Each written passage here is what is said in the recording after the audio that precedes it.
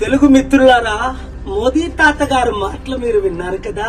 చంద్రబాబు గారు, బ్రదర్ పవన్ కళ్యాణ్, ఇది మనమే చేయాలి, మీరే చెయ్యాలి. అధికారంలో వచ్చినంత వరకు ఏమన్నారు?